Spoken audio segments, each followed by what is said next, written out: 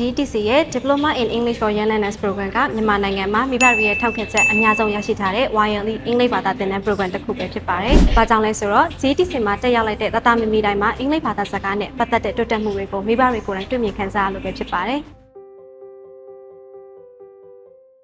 ကျမကတော့ GTC ရဲ့ Program Coordinator မစ်စုလိုက်ထမယ်ဖြစ်ပါတယ်။ကျမအနေနဲ့ဒီ Young Learner Class ကသင်ရဲ့ကလေးအနာဂတ်အောင်မြင်မှုအတွက်လိုအပ်တဲ့အရာတစ်ခုဖြစ်မယ်လို့ယုံကြည်မိပါတယ်။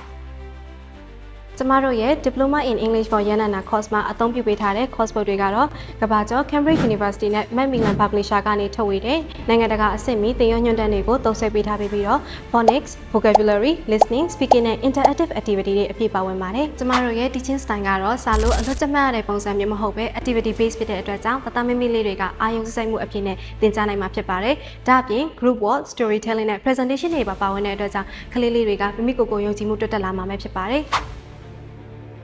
GTC ရဲ့2025-2026 Academic Year အတွက်အတန်းတက်လေးတွေကိုဇွန်လကနေပြီးတော့စတင်ဖွင့်လှစ်ထားတာဖြစ်ပြီးဖေမေတို့ရဲ့တောင်းဆိုချက်အရ excellence များကိုထပ်မံတိုးချဲ့ဖွင့်လှစ်ထားတဲ့အတွက်ကြောင့်အခုပဲစီးရင်သွင်းအနိုင်မှုဖို့ဆက်လိုက်ရအောင်နော်ကိုယုံကြည်ချက်ရှိပြီးအင်္ဂလိပ်ဘာသာစကားကိုပြောဆိုတတ်တဲ့အောင်မြင်တဲ့ကလေးငယ်လေးတွေဖြစ်ဖို့ GTC ရဲ့ Diploma in English for Young Learner Class မှာအခုပဲအနှံ့လိုက်ပါ